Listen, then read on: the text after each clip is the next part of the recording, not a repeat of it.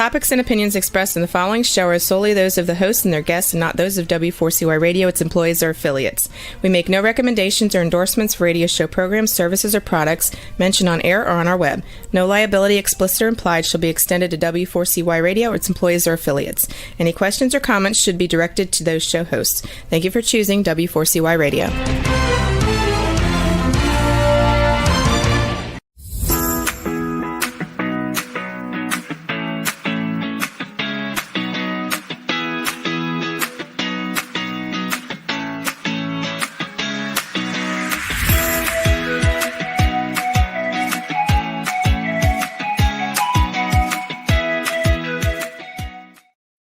Hi, I'm Shelby Wagner, and I'm welcoming you to my talk show, Learning to Dance in the Rain, where we talk about different issues of some of them are critical, some of them not so, but maybe they're things that are bothering you and information that you'd like to get to know.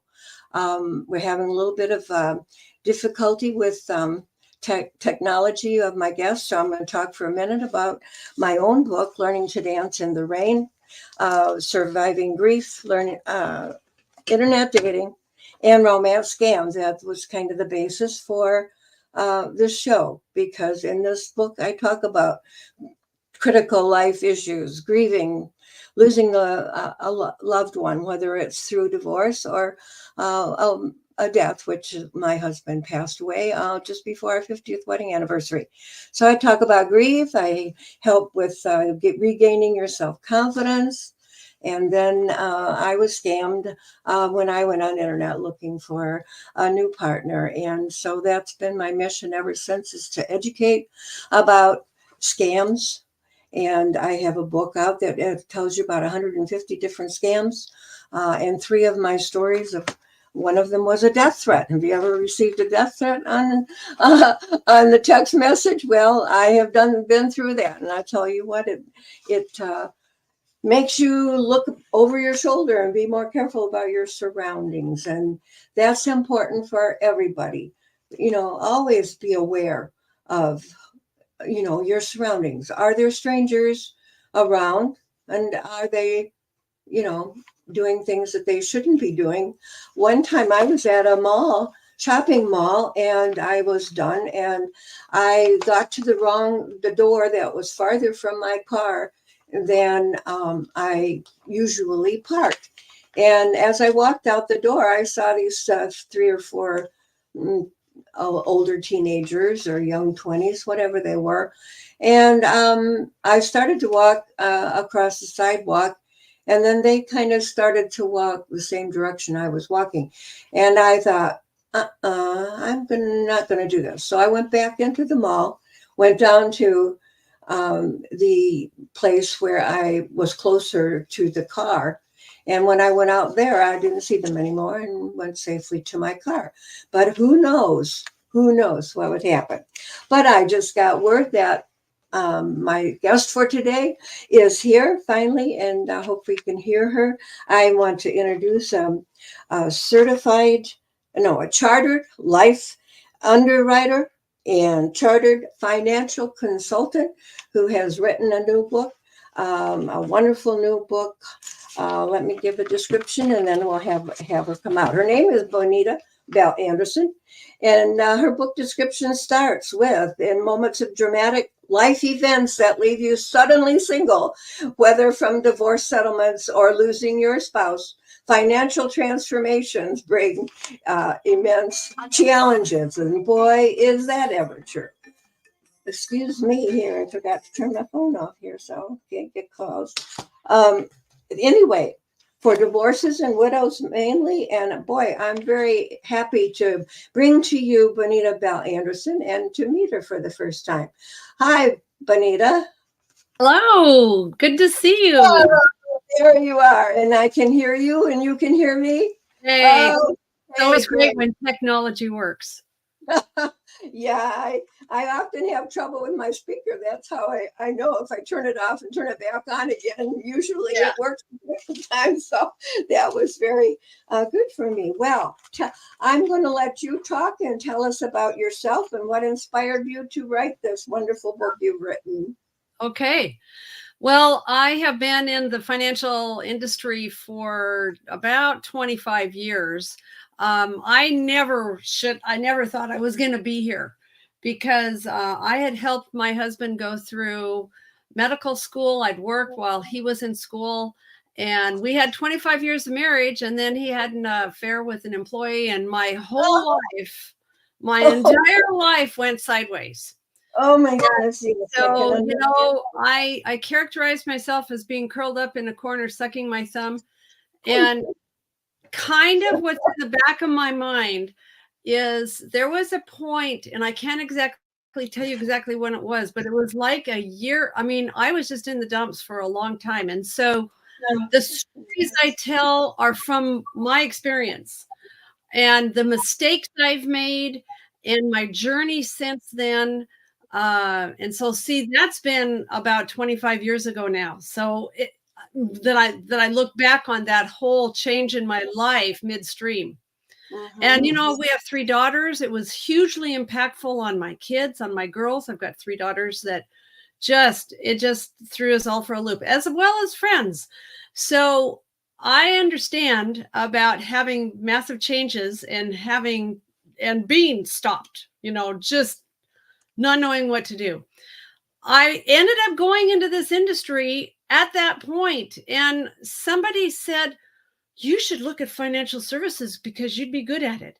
Now, I'd been kind of like marketing, advertising. I'd done in-home businesses while I was raising the girls and, you know, having babies and everything. And so it's turned out to be a great industry for me because maybe it's because I'm a woman. Maybe it's because women typically in this industry can be more empathetic and understand where people are coming from. And so now I'm spending a lot more time. I have a fantastic team that I work with. And so now I'm getting to just coach people, and here I am writing a book. Yeah. Wow. We never know that. Me, I never thought I would get done with writing a book and publishing it and all of that either. So we have new life experiences waiting for us, even after we've had a gigantic life change, right? I know. You never know what's around the corner. That's for sure. Right. So I was reading your book the other day, and I was very emotional in the first part there because, I mean, it hit home when my husband died and all of that I went through 7 years ago. But I also have a close friend that is now being challenged with well, he was dating a young woman. They're in their early 40s. And he was dating this woman who made more money than he did. And this was a real problem because he has a mindset, as you say, of a middle income, and she has this wealthy. And they just can't seem to get it together. And so I said, I got to give this book to him. Even though it's for women. You know, Shelby, another thing that's interesting is I remarried, and I married a gentleman whose wife had died of cancer. So here I am with this whole divorce situation and experience, and he lost his wife to cancer, and he's also hearing disabled somewhat. And as we were getting to know each other, and I've been married to him now for 15 years, as we were learning and getting to know each other, he told me that one of the emotions he went through was being mad at her for dying because he had depended on her for so much. And so that background of his experience with losing his wife and my experience with going through a divorce is kind of the background stories that helped flesh this out, you know, because I don't know anybody that doesn't have something in their life that they've been really challenged with. One of the comments he made was she just can't understand that the difference between her privileged life that she was, her father and mother created this business that's worth several $1,000,000, and he makes 80,000 a year, and he has no way to bridge that gap, really. Yeah, right. No, because that has not been his experience. So I said, well, maybe you better move on and find another woman. So we'll see where that goes. Yeah, and another thing I really liked about your book was you told what those letters after your name mean. I always get them really confused. Would you like to comment about them? Well, there's an organization called the American College out there. And when I first started in this industry 25 years ago, I was with Northwestern Mutual, which is a large life insurance organization. But one of the things that they have is they have a great training system for new insurance agents. So and so they encouraged me to go get those professional designations. And they basically, the chartered life underwriter goes into all the ins and outs about life insurance products in particular and how you use them effectively. And then the chartered financial consultant goes into estate planning and a lot more breadth of different topics that come up when you're advising somebody on finances. And I thought about going after the CFP, which is Certified Financial Planner. But, I finally said, how many letters do I need behind my name? It was great education, and it really gives me a lot of depth in being able to look at different things, and besides all the life experience I've had. And so that's what they are. They're different professional designations. And it took me about 5 or 6 years to get through all the tests and everything that you go through in order to get those designations. So it's a lot of work, and it's worth it. So whenever you see somebody with letters behind their name, then you can realize that they've gone through a lot of extra testing that they didn't have to do, but they wanted to have that breadth of knowledge and experience too. So as a chartered life underwriter, does that mean you can write insurance policies? Yes, I can. I'm also insurance licensed. So I have an insurance license as well as my securities license. So okay, go ahead. Well, it's just I was with Northwestern Mutual for about 9 years before I really said, oh, man, I really want to be independent. I don't want to have some big guerrilla company, as great as they are. I don't want some big company behind me trying to influence me on what I do. I'd like to be able to put the client first and then do what's best for the client. So that was what was really the impetus behind wanting to be independent. And so I'm an independent financial advisor. And so I have those licenses and everything, but there's no big company out there trying to influence me. I'm able to make my own decisions on what's best for the client.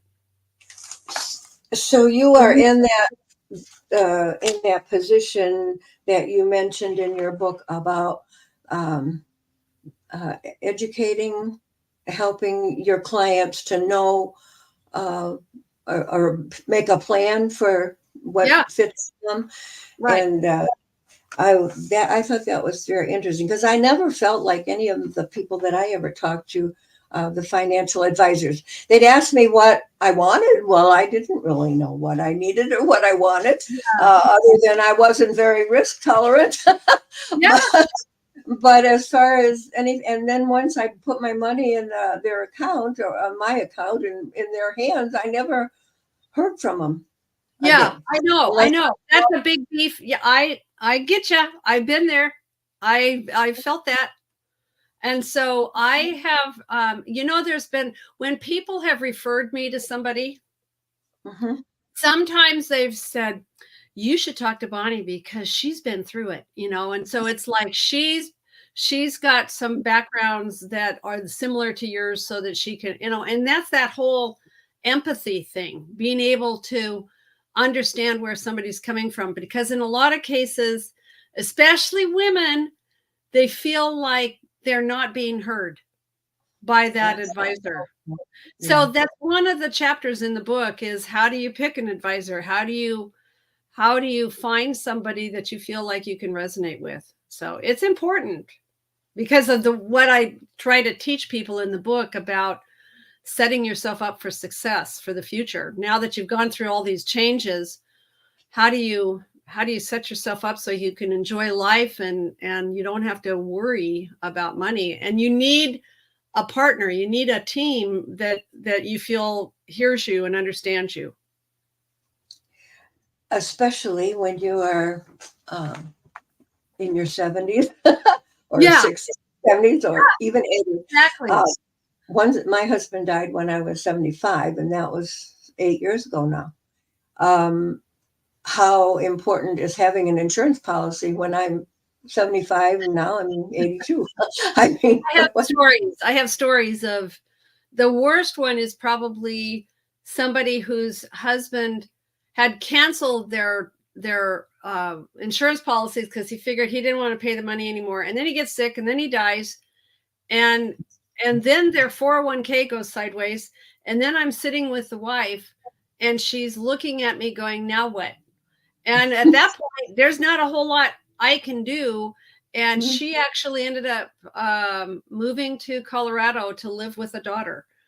Well, that's all well and good, but a lot of cases people want to stay independent and be able to see their kids on their own terms. And so, so that whole thing with insurance is a big misunderstood area about how to correctly use it. I'm with you, because a lot of times people need that extra boost later in life is when they need it. Sometimes it comes into really big, important uses if you have a wife who loses her husband to a car accident, when he's 45 or 50. But in most cases, it's going to be the person who's later in life who wishes that spouse who's died now would have had a life insurance policy.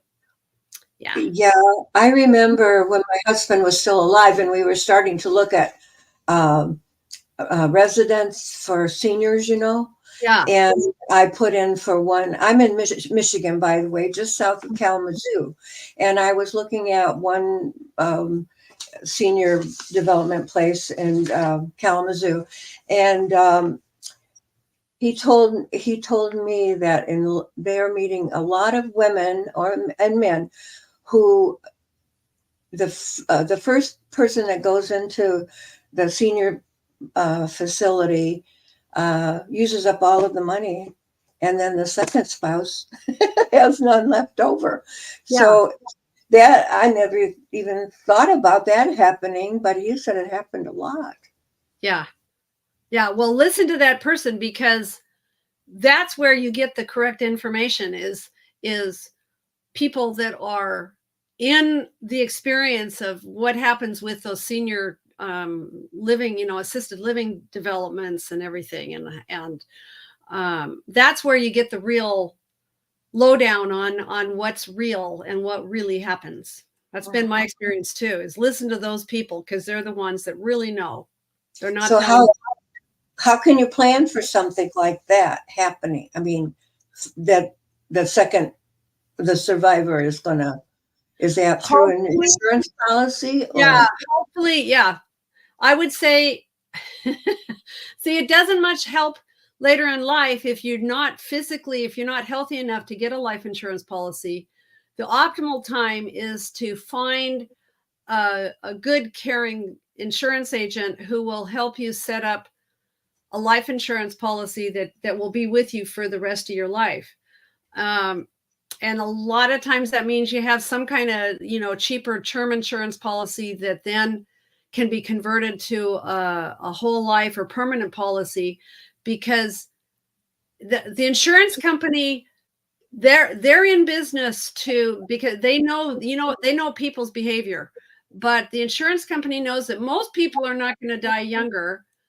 Every once in a while somebody does, but most people are going to live through their life, and then that insurance policy is going to be needed in their older years when term doesn't work anymore. And so you have to have some kind of permanent policy. And like I said, it's a very misunderstood area.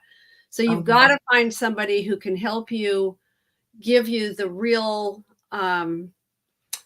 what's really true about life insurance, and help you have something that will help cover final expenses or whatever and later in life. So that's the optimal time. And that's hard because most people don't think about it. They always think, oh, I can do it later. Well, then I've had 65-year-olds who look like deer in the headlights when I meet them for the first time, and they're realizing they should have done something 20 years ago.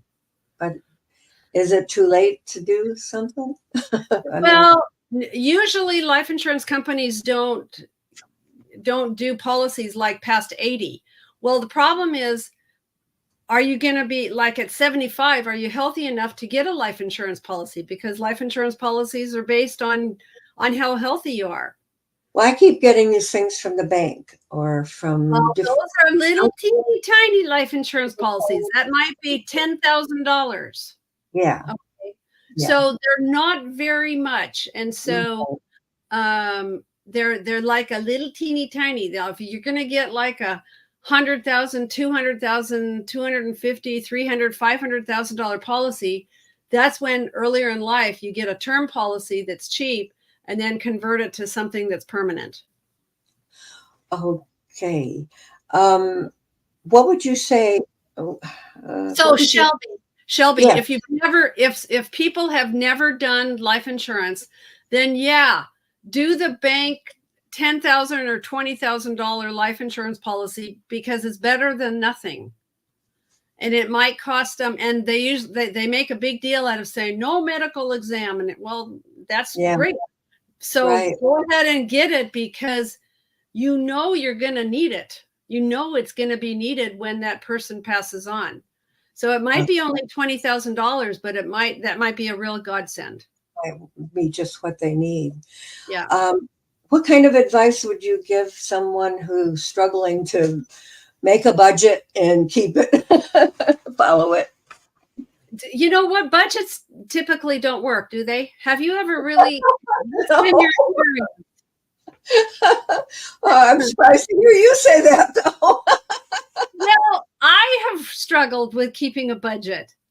And really, there's another advisor out there who's actually also, besides being an advisor, he's a stand-up comic, and his name is Garrett Gunderson. He teaches people, and I agree with him, that you need to come from what is your cash flow? What do you want to put into your savings first, and grow your savings, and to continue to help get you in a better and better situation. And for me, I developed a spreadsheet that has these are all the things that are monthly things that I know are going to happen. So that's kind of like my budget. But if you kind of turn that around in your mind and say, okay, I know what my fixed expenses are every month, but if I want to do something that's really cool that I know is going to benefit me, then focus on your savings and making sure you have enough savings so that when something really cool comes along, then you can dip into your savings and get that neat thing. And because if it's not going to be in your budget, is it? Because you didn't know about it. And so I try to flip budgeting on its head. And so that's another thing that I go into in the book is how do you set up yourself for effective money management? Because in most times it's a train wreck. I think people hate budgeting, and that's because it's like restrictive, right? It makes you feel like you're coming from a space of scarcity. And I want you to come from a space of abundance and just, how do I create my best life? So, so I have a little bit different take on budgeting, because I don't want to be restricted by some numbers on a piece of paper. So you never know. You never know what really great. What's that? I said, you really don't know. Sometimes they but I get hit with the ones that are annually, you pay annually or quarterly, and oops, whoops, I forgot about that one, Yeah. And, So basically that's one of the things on my spreadsheet is like, oh, like I have annual, well, like my life insurance policy. The cheapest way to pay a life insurance policy is on an annual basis. And so that, for me, that comes due in September. Well, I divide that money up into monthly, and I have a savings account for that so, life insurance premium, so that when September comes, I've got enough money and I just pay it. So yeah.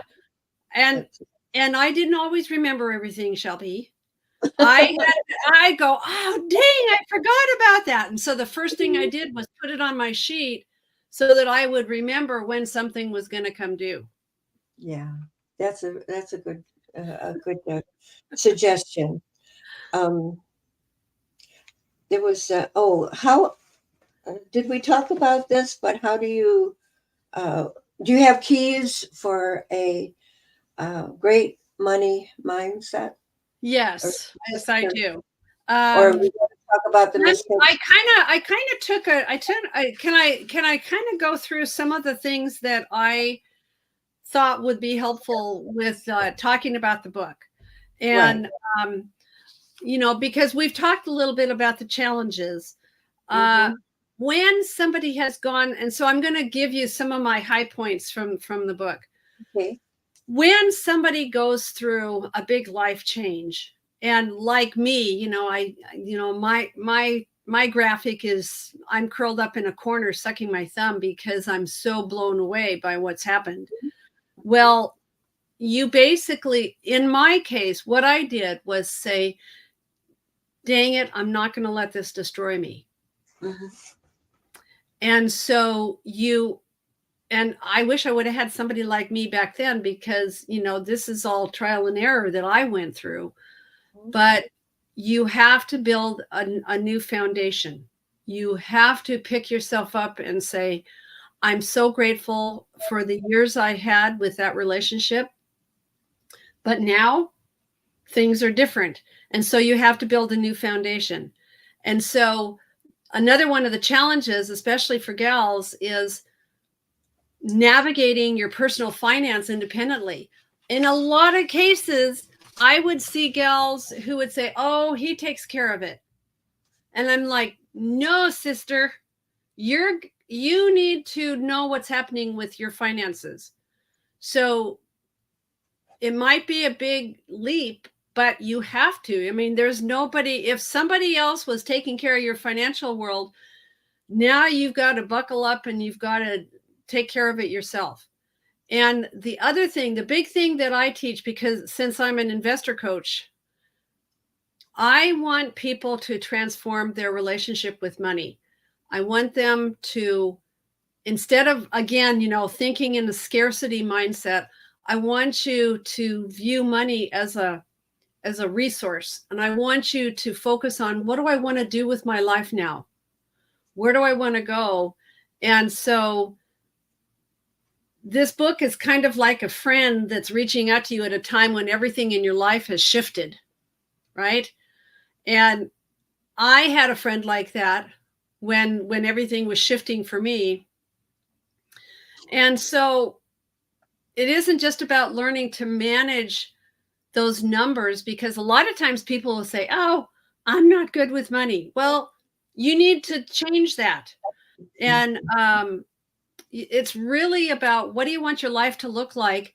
And, my experience too, Shelby, is if your money is settled, then a lot of times the rest of your life is settled.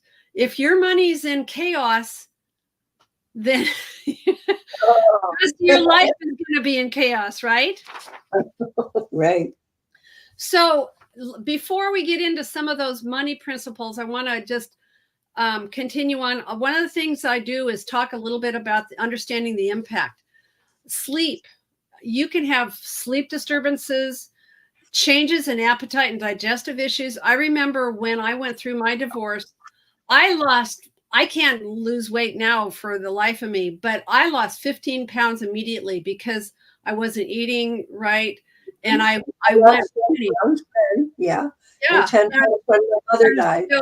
And so like the money stuff will completely go sideways if you're not taking care of yourself. If you don't feel like it, then you're not going to.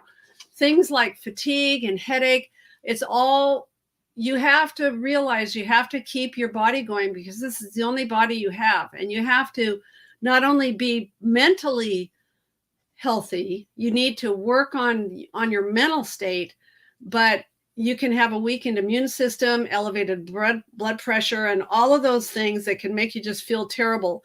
If you feel terrible, you're not going to feel like dealing with your money, right? So that's just something that I go through, because it's from my own experience. I know what it felt like. I know what it feel.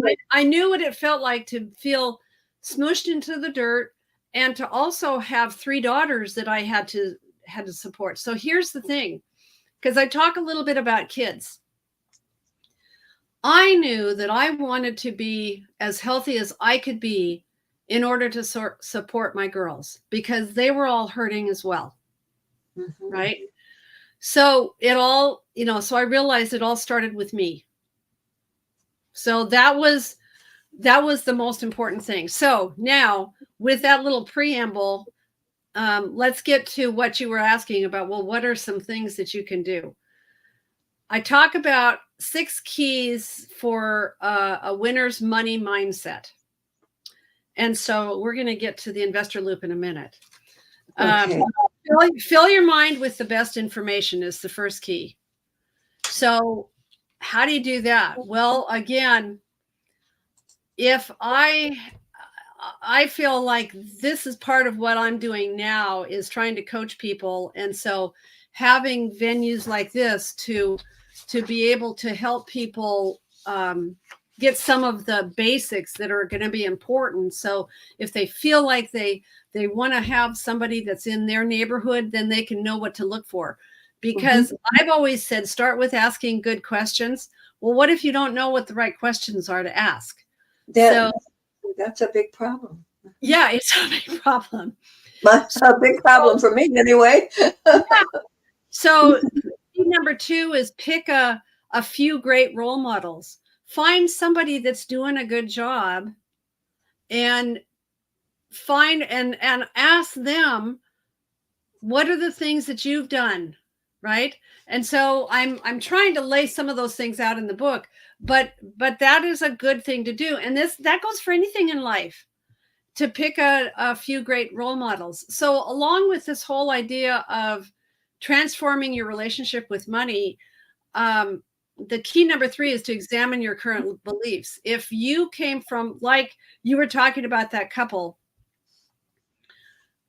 where did your family come from? What were some of the money messages that you heard when you were little? Was it like money doesn't grow on trees? Or those evil people that make more money than us? What did you, like Shelby, did you have any negative money messages from family when you were growing up? It was always scarce. We lived in Arkansas, and we were poor. We came to Michigan, so after the war, so my dad could get a job and earn some money. And when he wanted to retire, he wanted to go back to Arkansas. And my mother said, "No, I'm not going back to Arkansas." I said, "Why are you not going back to Arkansas?" "Well, because that means it was poor." We were poor when I was in Arkansas. Yeah. So I mean, that's very common, isn't it? So then they pass that on to my kids, probably. Yeah, we do. We don't even know it. It's kind of like in the background. So we had a much better, easier time of it than my parents did, Yes. But yeah, my son is though, he's making good money, or my friend, and but it's not anywhere comparison to someone who's a $20 million a year person, right. So. But see, the thing that most people don't do is they don't realize that they need to put some principles in place that are going to help them keep more money. But then if you have more, if you can manage to keep more, then maybe you can go out and change that mindset so that you can go out and do some good in the world, do some volunteering, do some contributions to things that you're passionate about. So yeah, go ahead. No. Well, the fourth key that I talk about in the book is fortifying your mindset with a vision and set goals. Sometimes goal setting is hard for people too, but this all gets back to having a purpose for your money. And if you had disposable income, what would you do with it? Or how would you like to live now? Do you want to change up just how you think about what you would like to have in your life? So, and you have to protect your mindset. That's hard. You have to stay in the conversation with others that have the same mindset. Mm-hmm. Now, I've made a lot of mistakes, Shelby, and so that colors my experience as well. And so another one of these keys is don't let a mistake trash your money mindset. In a minute, we're going to talk about this ineffective investor loop, but I want you to know that people shouldn't define themselves by having made a mistake in any part of life. Right? Right. So, okay, before we get into the ineffective investor loop, which is my favorite, let's talk about that whole money management thing. Principle number one is pay yourself first, right? If you're working, dang it, when you get that money inflow every month, set aside 5%, 10%. When you get a raise, allocate part of it to paying yourself first. So that is that principle has been around a long time. So, and the second principle is getting your estate in order. Most people, a lot of times people don't even want to think about getting their estate in order, but it's super important, like meaning getting your will. Spend within your budget. Okay, so we talked a little bit about budget, and I can talk to people, I'm going to be doing online workshops and stuff about how to flip that whole budgeting nonsense on its head. Okay. So that you think about, here's the things that I have to pay for every month, but I want to focus on paying myself first, and I want to focus on cash flow and increasing my cash flow. Let's see, what are the other things? Limiting debt. Oh boy, that's a big hard one, isn't it? Is trying to limit debt. And so there's people like Dave Ramsey that have something called a debt snowball. And so those are all super, super important things. You can see I can do online workshops for every single one of these things. Tracking and paying your taxes. If you don't pay your taxes, and so like for example, a gal who's now single, she's going to have to start remembering when to pay the taxes on the house, things like that. And also doing your income tax. So, okay. So before we get in, one last thing before we get into this effective investor loop. Okay. Don't chase after the latest investment trend. And so you've already kind of before we were on air, you already talked about how you got into Bitcoin or cryptocurrency or something. Yeah, got scammed. Oh man, you have to be really careful. And I'm not a fan of cryptocurrency and Bitcoin, and this is not the venue to talk about that. But yeah, so with you've had a negative experience, and you need to. The big thing that I teach people about how to invest is to diversify widely. And so those are some big things. Okay. So that we've seen that ineffective investor loop a couple of times. So now you can bring it up on the thing. Okay. My experience with investing before I was doing what I'm doing now was following the latest guru, the options guy, the guy that would promise all kinds of things. And I finally realized, girl, you have no business trying to invest in the stock market yourself. So, My boy, yeah, I know that yeah, too. so number one is realizing you need to invest. You know that you need to invest. You know that you need to have a place where you can get some interest. It doesn't necessarily mean that you're going to head into the ineffective investor loop, but it usually is accompanied by a sense of insecurity and really uncertainty about the future. So there's big media and big investment company advertisers that really, are really slick, and they prey upon the desire for instant gratification. So you will get into something, and in a lot of cases, it's getting number 2, partial or bad information. But you don't know, right? You don't know that it's partial or bad information. You just don't know. Right. So there's one constant that remains through all of that is educating yourself and gathering information that is good, sound information. So the dangers of relying on fragmented information or sources that you don't really know the background about, that's where people get into, the problem. And number 3, you'll just go, oh, what the heck? I'm just going to invest in something. And so that's number 3. Take your money and buy some stuff. And at least you feel like, well, at least I'm doing something, right? Yeah. I'm doing something. But in most cases, people don't have any kind of trading plan. They're chasing performance. They're ignoring risk aversion. You talked about being adverse to taking too much risk. Lots of times people have no idea how much risk they're taking. They don't even think about their time horizon. These are all like lingo in the financial world. Stop loss orders, letting losses grow, believing false buy signals. I had a program once that was red arrows and green arrows.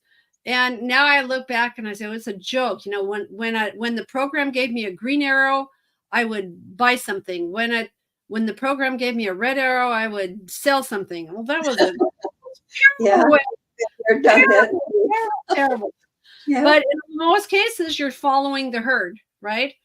And if you've ever heard Warren Buffett, he's like, usually do exactly the opposite of what everybody else is doing, because they're usually falling right off a cliff. So there you are. You've number 3, you've bought some stuff.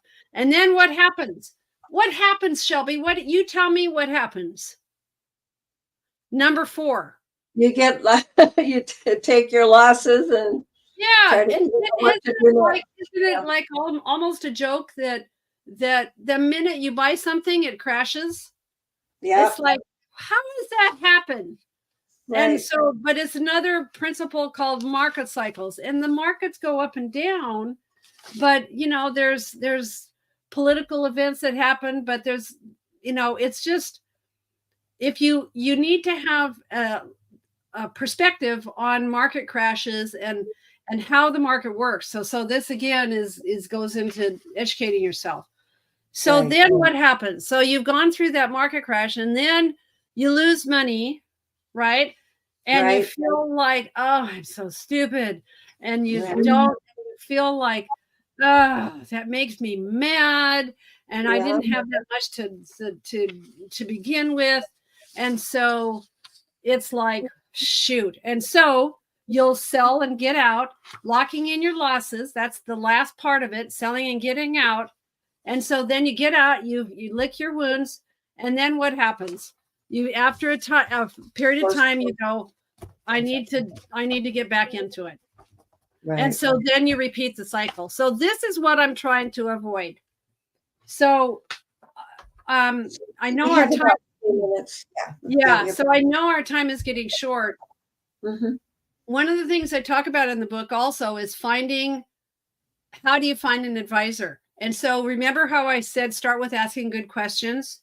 Mm-hmm. I have a list of questions that you can ask, but They're very good. I've gone from being, like an advisor. I now call myself an investor coach because I'm dealing with not only all the financial principles, but the psychological and the behavior. And so we coach about how do you marry great financial principles with great behavior, right? And so you need to do your diligence, and you need to ask those questions that are important. Mm-hmm. And so you need to understand about some of the things that are out there, like GIPS. That's a third-party company that looks at and analyzes investment companies to see how well they're doing and if what the numbers are that they're giving people are real. Most people don't even have a clue that that's out there and available. What was that again? The name of that? GIPS, Global Investment Performance System. And it's a global GIPS compliant firms. There's not that many of them because most companies don't want to pay for that third party look at what their numbers are. But when I found what I'm doing now, I work with an investment manager that is honest and ethical. And I, having been in this, going independent in this industry, I wanted somebody that I felt like I could trust. And so that's where what I'm telling people is they need to educate themselves, and then they need to have somebody that they feel is in their corner. So I know we need to wrap up. I want to leave you with my book is about 2 weeks away from being on Amazon. And so in the show notes, you do show notes, right? Or a transcript or something like that? Yes.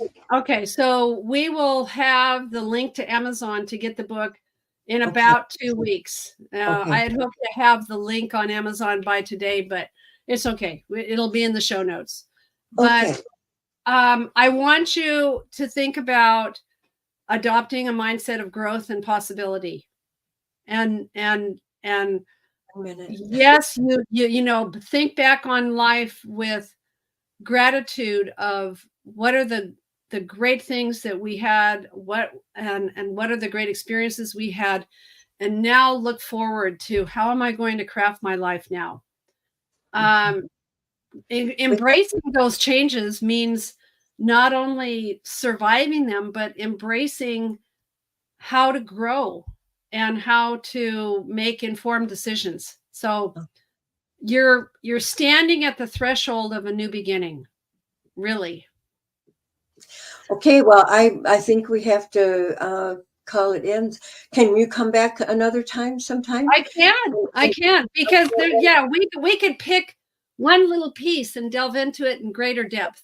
That's for sure. And I want to know about your courses you're going to give. Yeah, So what I'm going to be doing is probably just doing courses on each piece of this that we've touched on. All right, well, we'll look forward to that again. And next week, we're having a fellow here from talk to us about cyber crimes. And Cinda, really looking forward to that, too. But thank you so much, Bonita, for coming today. You bet. I really enjoyed being here.